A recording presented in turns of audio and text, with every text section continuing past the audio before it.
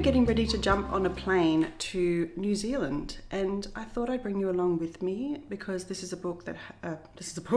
So there's a long haul flight, and then there is a lot of driving within New Zealand. It's definitely a place that you want to drive around. Going to try and read one book that is actually set in New Zealand and is a classic that you most probably have not heard of before, and it's a book that has been on my wish list to read for a while and now feels like the right time. So anyway, I'm going to share with you the books that I am thinking of taking. I've got a short list of 4, and I may just take all 4 because I'm gone for around about 2 weeks. New Zealand is a beautiful, beautiful place. It's one of my favorite places in the world, and I'm going on this trip with my husband and my immediate family. So I've got 4 books, and I think I'll probably just take them all rather than try and shortlist it down to 3 because it's almost a 2-week break, and why not? I've got the room to do it. I used to have this pre-flight ritual of going to the book section, like the newsagents in the airport, and picking a book there because there would normally be, of course, the new releases. But lately, they have just not been great. There seems to be a lot of business books, a lot of memoirs, and just not the kind of books that I've been looking for. So I'm not relying on that anymore, and I need to take options with me. When you're traveling, I think it's important to take books that you feel are going to be 5-star reads, books that you either know the author or you have read a similar trope before. And the first one that I want to take is The Women by Kristin Hannah. I think it would be quite easy to submerge myself into it and jump out of it on occasion. So The Women is definitely something I'm looking forward to. If you're not familiar with this was the most recent Kristin Hannah book that came out I think it was in 2024 or early 2025, and it's set in Vietnam as the main character, who is a woman, goes to war in Vietnam. I believe she follows in the steps of her brother who has gone there. Kristin Hannah is just so reliable. I think I'm just going to take it because it's probably going to be a 5-star read for me. Another one that I think will be 5 stars is Go as a River by Shelley. The reviews I've seen about it have been nothing but good. It sounds like it's full of family drama, like generational drama. 1940s Colorado, teenage Victoria Nash is the sole surviving woman in a family of troubled men. She spends her days running the household on her family's peach farm. Wilson Moon is a young drifter with a mysterious past. Displaced from his homeland, he wants to believe one place is just like another. When Victoria and Will meet on a street corner, their unexpected connection ignites both passion and danger, revelations and secrets. After tragedy strikes, Victoria is propelled away from the only home she has ever known towards a reckoning with loss, hope, and her own untapped strength. Like I said, I've only heard really good things about this book, so I think this is another one that will probably be right up there as a 5-star for me. A New Zealand element that I am very excited to finally read in full, I've read bits and pieces and never finished the book, is The Whale Rider by Witi, Ihimaera. Forgive me with the Maori pronunciation. It was first published in 1987, and you may know The Whale Rider from the movie that was adapted in the early 2000s. This is another story about a woman who is really forging her own path. She's a young girl, however, seems to be a bit of a theme in the books I'm choosing. It's a book that has a central theme of this Maori legend and Maori ancestry. The culture and the traditions of the Maori people are something I've always appreciated. I think this will be the perfect time to read it, so I'm looking forward to getting into that one. And lastly, I don't know why, but all of a sudden I just had, I guess it's almost like a craving that you have to read a book, and I really want to read Blue Sisters by Coco Mellors. I've never read one of Coco's books before, but again, this is a story about women who are going through it. An emotional journey. The Blue Sisters have always been exceptional and exceptionally different. The 3 of them reunite in New York to stop the sale of their childhood home.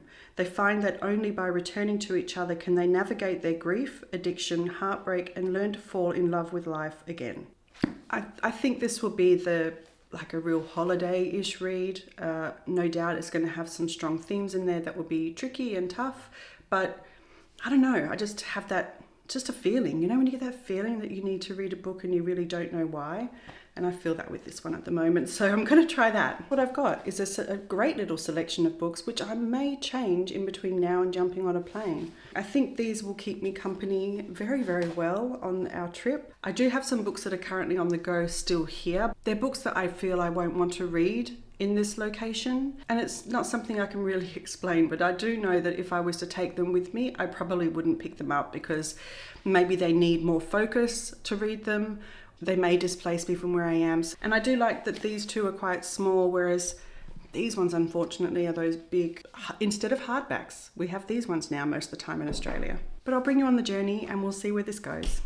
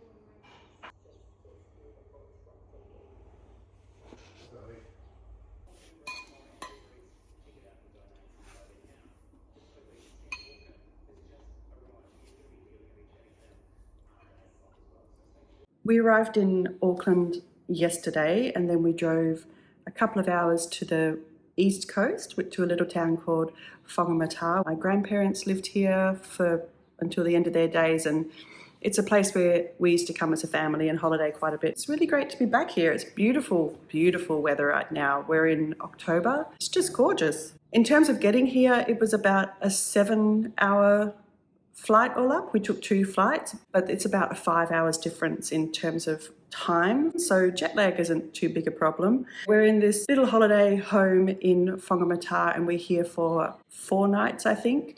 So we've got a few things planned, but I was able to get a bit of reading done on the plane, and then this morning as we were having some breakfast. So the book that I was reading on the plane was Blue Sisters by Coco Mellors, and I don't know how I feel about this book. I feel like it might be too contemporary for what I'm feeling, which is why I have another book here. But this is about 4 sisters, and one of the sisters passed away a year prior to the timeline that we're reading. It's really not explained how she died. I'm assuming that it was that she took her own life. Every chapter is a different sister's perspective, and they're all coming back to their childhood home because the parents are going to sell the home now that the sister was living there, the one that passed away. they're going to sell the home. Now it's been a year and no one's been there, and so all the sisters are having to come together. And they all have their own drama, they all have their own issues that they're dealing with, and them coming together, I think, is going to be quite implosive. I don't dislike it, but I feel like it might be a bit too contemporary for how I'm feeling right now. So I have picked up The Well Rider.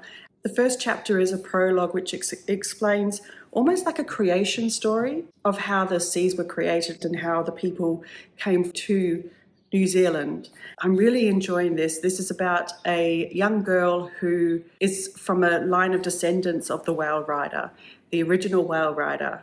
And the fact is that she is the eldest child in this family, who she should have been a boy, and the grandfather is having issues with that she should have been a boy. I have seen the movie that was produced. It's a beautifully quiet, introspective film, and the book is definitely giving those vibes, but it also has a little bit of humour and wit that you get from the New Zealander people and Maoris in particular, and I think it's a beautiful little book so far. The writing is exquisite. We're just going to kick back and do a little bit of reading this morning. We'll see what else is in store.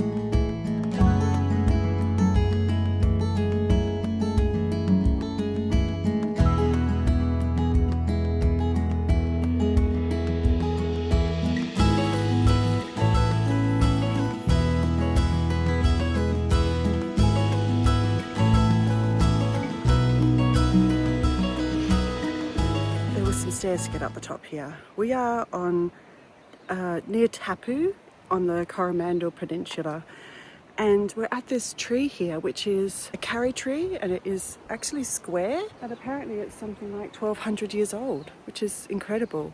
Pretty significant. But I'm pretty puffed because those were some stairs coming up. Our car is just down there.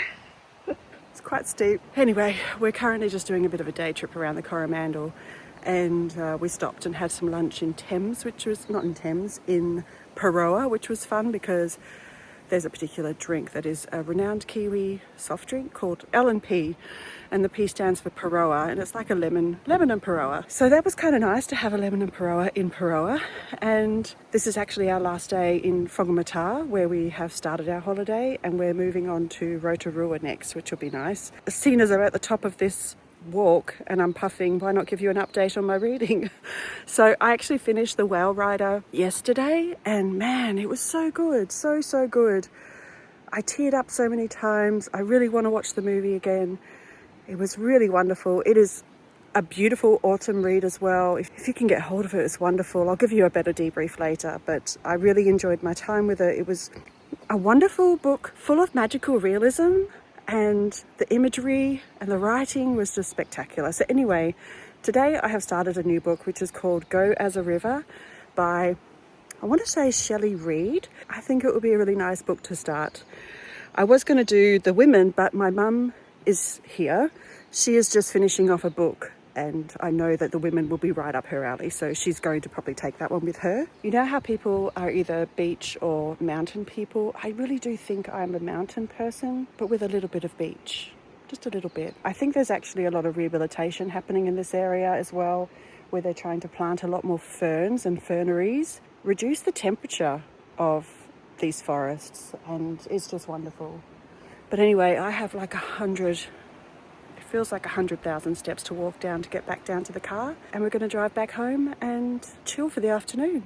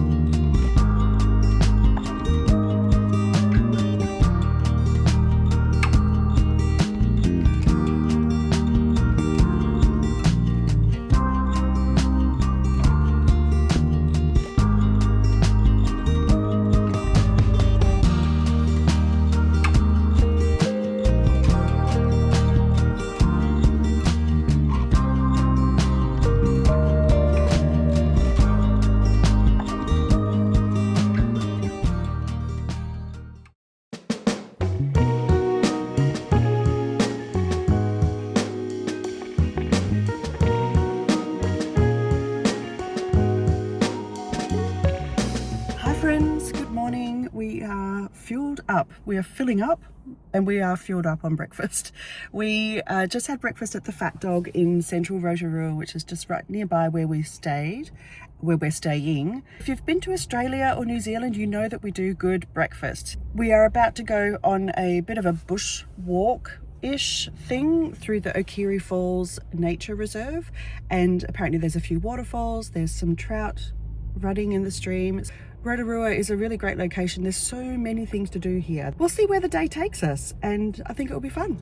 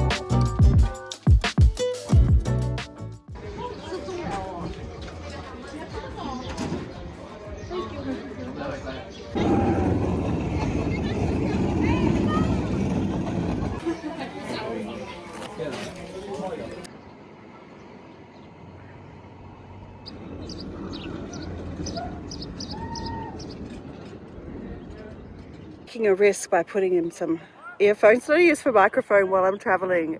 So we're going up the chairlift. I've just come down the luge, which was fun. Someone's going to come past here in just a second. There they go. It's so much fun, and it's a bit of a tradition for us to come and do this whenever we come to Rotorua. There's different gradings of luges you can go down. So the very easy one, the Tiki Tour, was not open today, so I took the next one, and it was fun. I only bought one ticket to go down for me, but my husband is going to go down a few times. Like, I was going to go sit in the restaurant and just read a book for a while he was doing it, but I forgot my book. So maybe I should just go down a few more times. That was fun. That's about as adventurous as I would get, really. Look at this view behind me.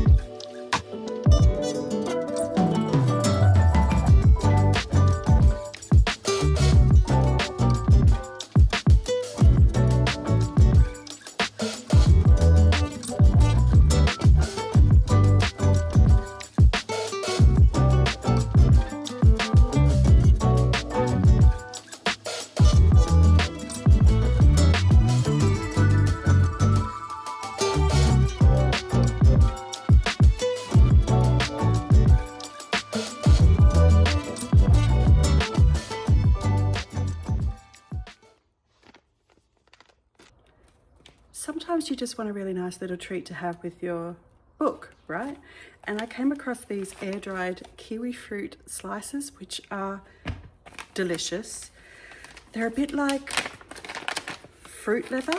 They taste a bit like fruit leather. Delicious, deliciously more. They're so yummy. So I'm rationing myself with those so I'm not having all of them in one hit.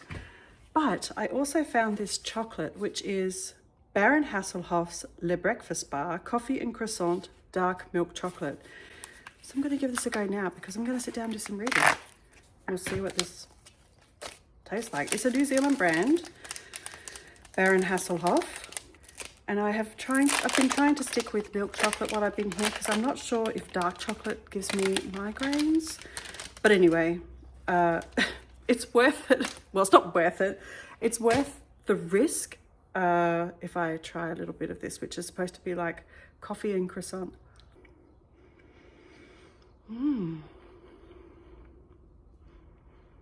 That is a delicious coffee chocolate. I'm not getting the croissant. It tastes like breakfast coffee. Really good.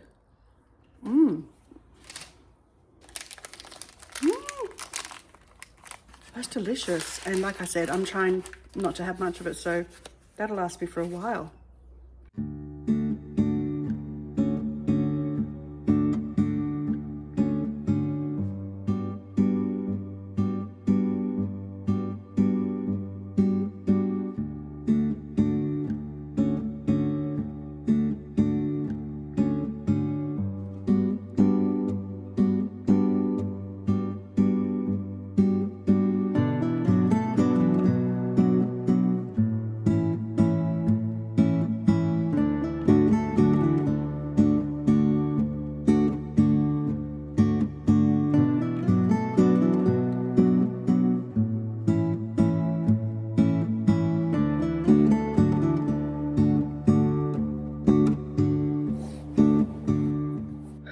Welcome back. I'm in a different location again. I think we've had about 4 locations this trip, maybe? I don't know. Anyway, I'm going to do a bit of a recap of our holiday in New Zealand, and I'm going to share with you a little bit about what I've been reading.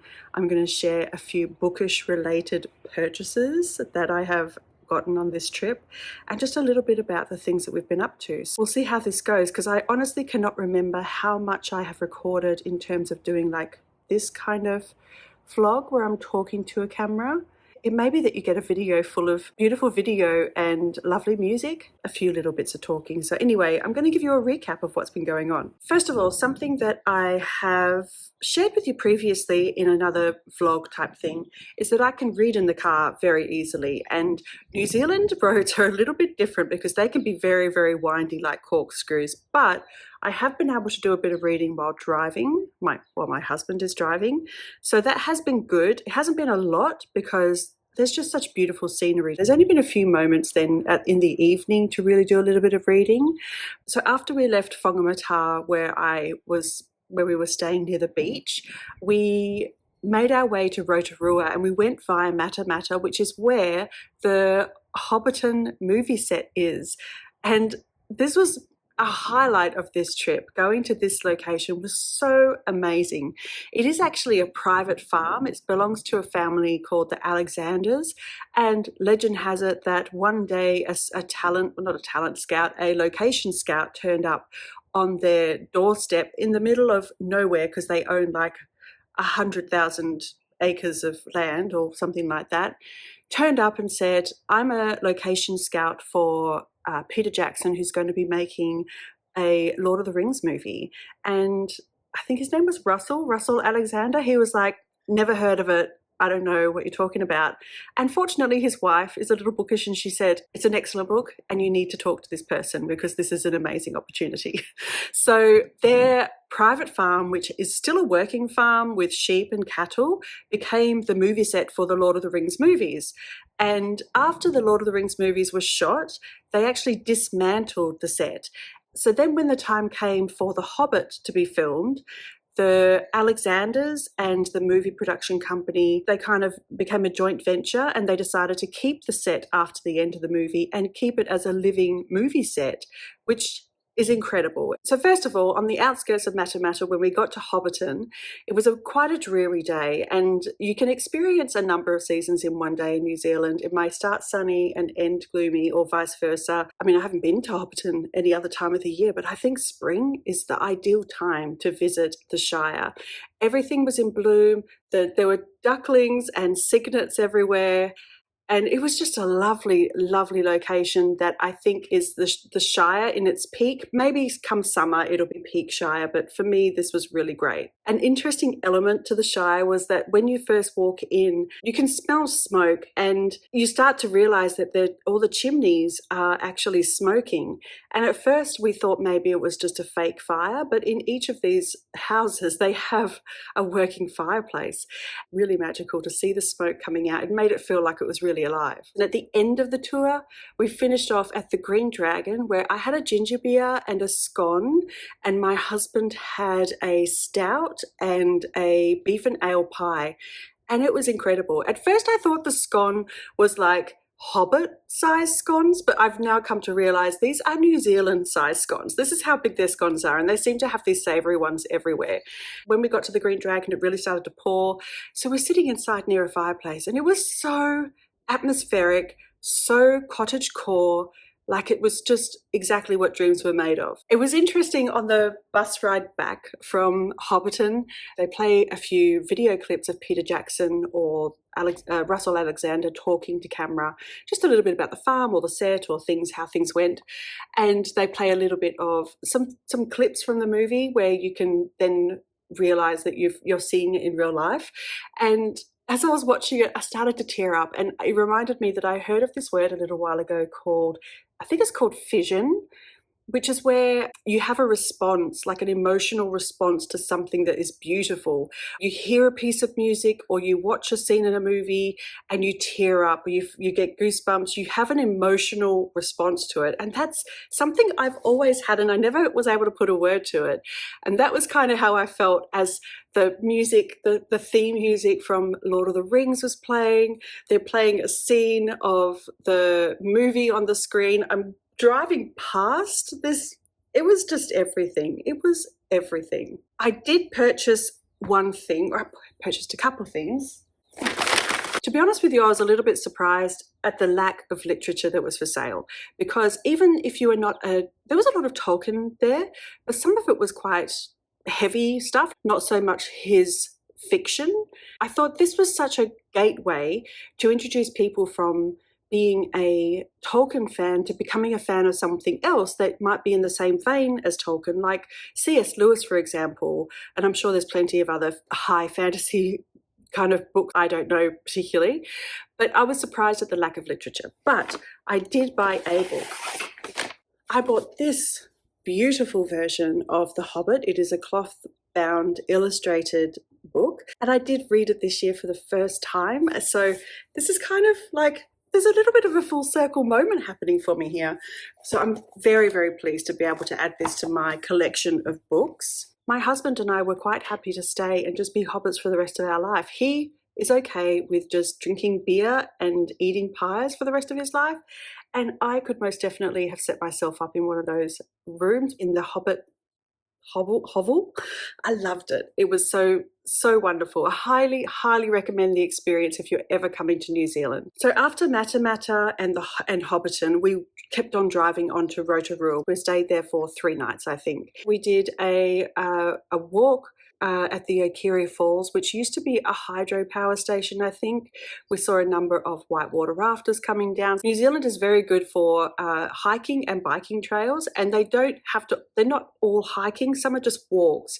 So it is quite good because this is a driving holiday. When you come to New Zealand, you do drive everywhere. So it is nice to be able to have these walks to kind of stretch your legs, get some exercise, enjoy the atmosphere, the forest, the rainforest. Afterwards, my husband and I went up the skyline on the gondolas to go and do the luge. And the luge is like these little go-karty type things that you just weave your way around down this mountain.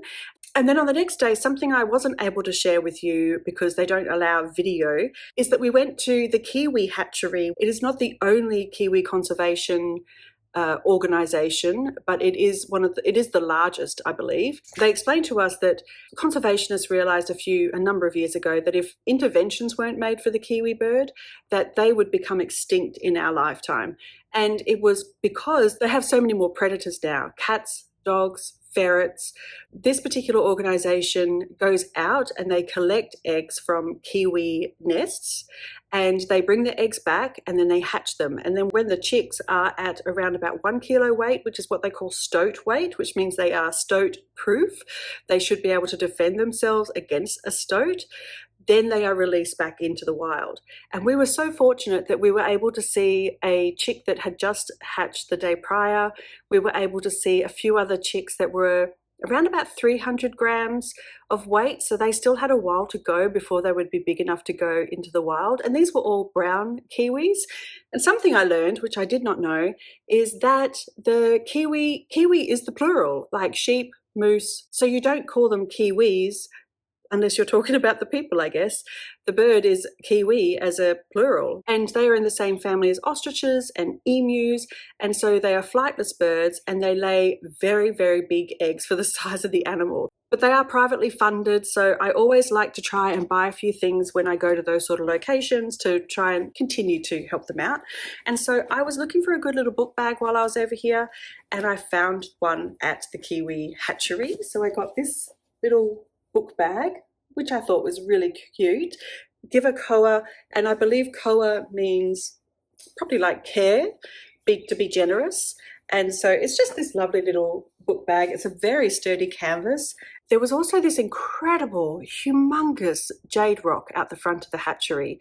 And jade or greenstone is quite revered amongst the Maori people here in New Zealand. But this was humongous. So after all of that, we then drove from Rotorua to the Hawke's Bay region, which is where we are now. We really love it. It's a winery region right on the coast, and it's very beautiful. The wineries are like world class, but we're right on this vineyard. And last night we had dinner out there. Like, I just sat there and did a little bit of journaling to catch up on, and then we had a barbecue dinner, and it was just beautiful. And I really just needed that moment of quiet, I think, after a really busy week and a bit. We had about a 4-hour drive from Rotorua, but as soon as we got here, I saw these beautiful day beds and just sat down with a cool drink and just read for a little while. And it was so delightful with the breeze blowing and the birds chirping. And so today we took a little bit of a drive into town. I went into a bookshop that I had spotted in the drive in, and man, I think this bookshop may be one of my favorite bookshops ever. You know, and I've been to some good bookshops. It had such a big range of books. It had an incredible selection of New Zealand authors, and it wasn't like they were all segregated out. There were so many books that really jumped out at me. One was a book called Amma, which I feel like it was nominated or put into the long list of the Women's Prize. I didn't realize it was a New Zealand author that wrote this book. So there was that one. I didn't get it because it was the big publisher's copy. It was like a big one, and I really was avoiding bringing home big books. And like I said, there were some great New Zealand authors that I had never heard of. They also had an incredible new edition of The Nightingale, and also another book by Charlotte Wood, and they had these sprayed edges, and it was just a beautiful collector's edition. If I lived here, if I had more room in my suitcase, I would have probably picked up The Nightingale. But perhaps most importantly, I did buy a few books, which I'm going to share with you now.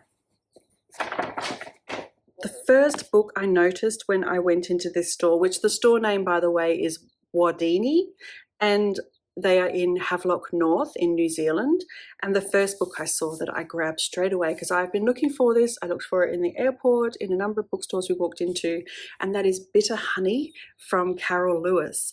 Carol Lewis wrote a book named Drift, which was in my top 10 books of 2024.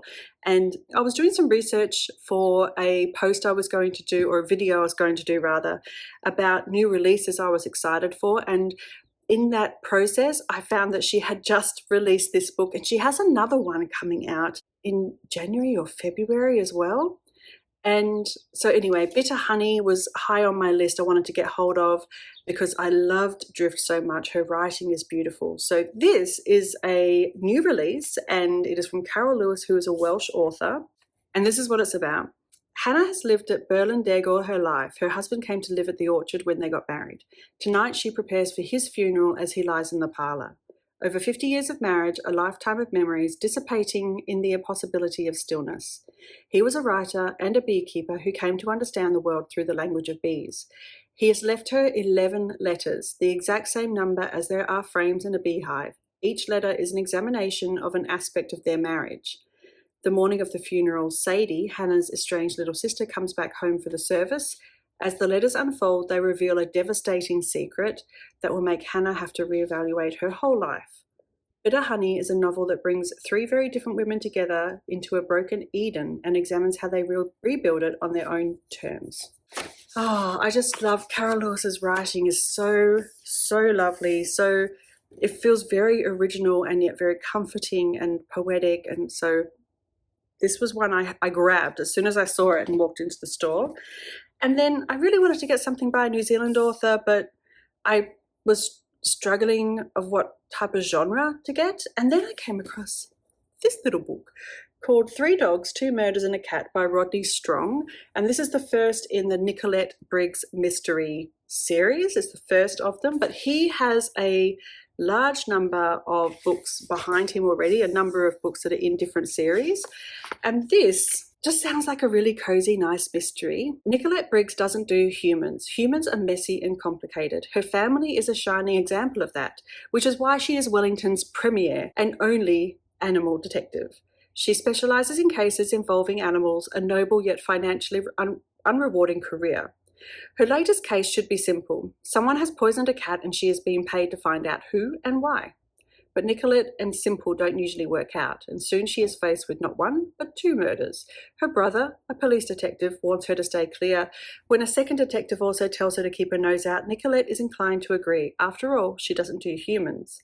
Extracting herself from the investigations proves trickier than she thought, and soon she is faced with several challenges, including an injured dog, lying suspects, a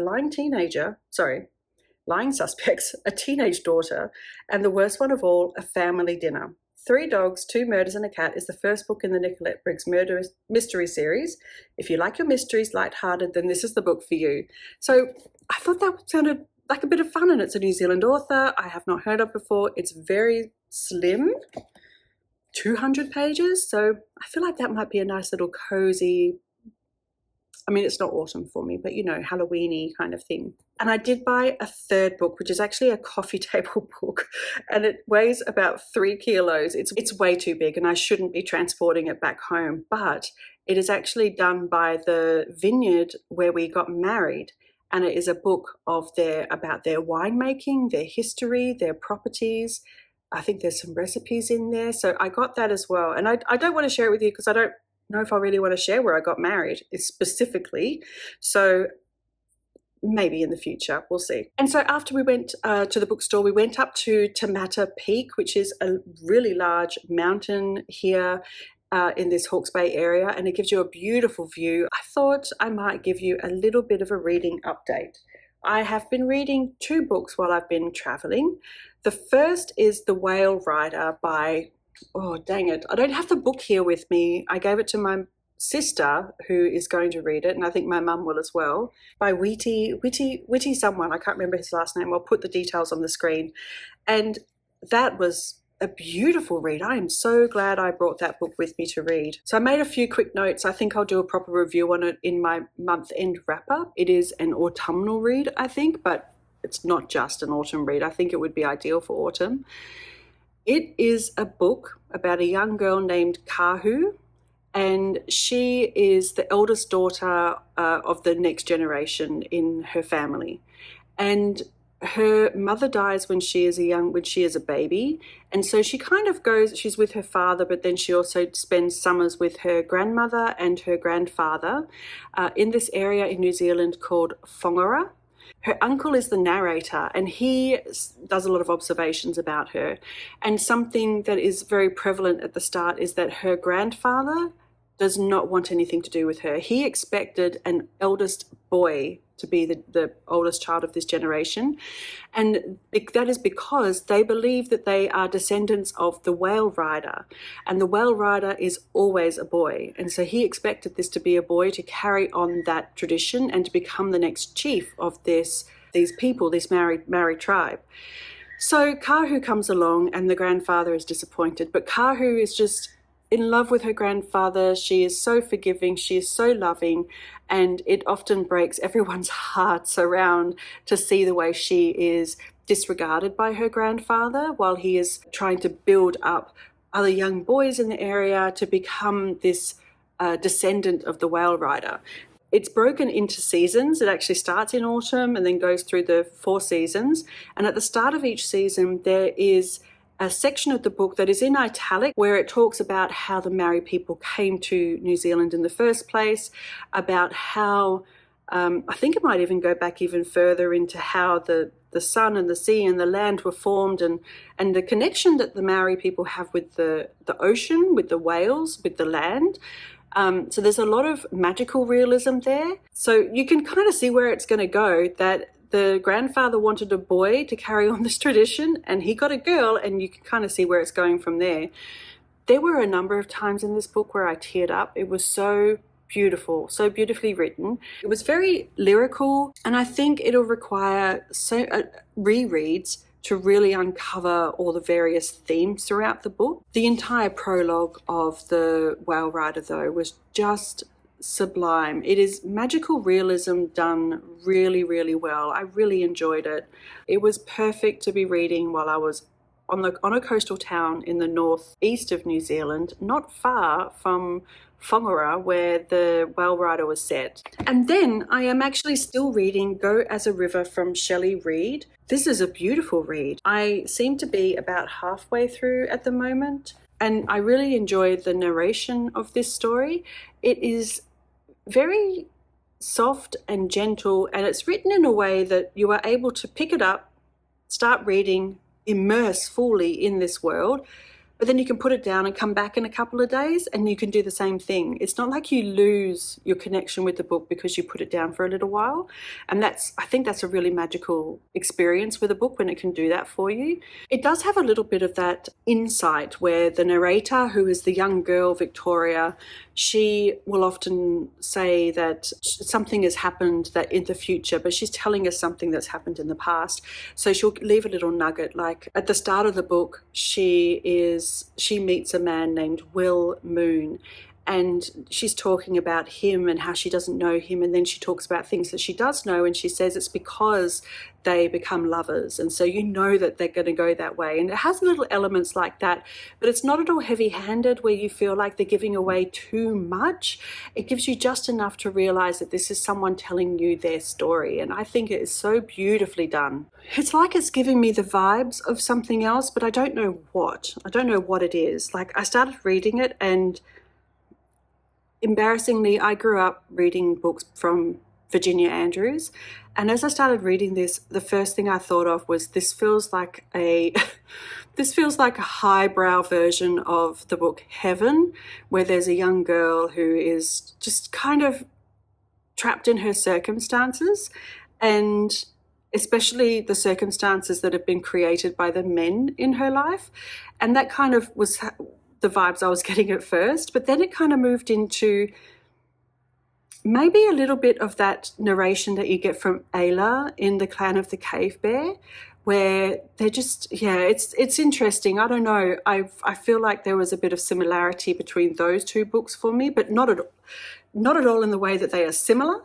Just the vibes were kind of similar, and I don't know if that makes any sense. So I still have about halfway to go, and I think as soon as I finish that, I will probably pick up Bitter Honey, because why not? This will be a lovely one to continue as we go home, because we're only here for another 2 nights. Thank you if you have joined me on this holiday. I feel like this might be one of my more concise vlogs, but I could be completely wrong about that. So we'll see how that goes. But what I do hope is that you have experienced a little bit of the New Zealand landscape with me and that you have enjoyed it, because it has been a beautiful trip. We've been very blessed with weather, and why won't you go in? Thank you. I've been journaling every day while I've been here, which is a really nice thing to look back on. I will probably speak to you next time I am in Australia, back on Australian soil, and I hope you enjoyed this vlog. I also found that while traveling, I hit over 5,000 subscribers, so golly gee, thank you so much for joining me on this video channel thing on YouTube. That is really, really nice that you're all here. So thank you so much if you're a new subscriber. I hope you enjoyed this. It's not something I do often. But thank you to everyone that's been here, even from the very beginning. I remember your names. I know who you are. And it has been lovely talking books with you all. I hope this is a lovely little gift from me to you, this insight into New Zealand. And I will be happy to answer any questions you have in the comments below. So thank you so much for joining me. And I will speak with you soon. Bye.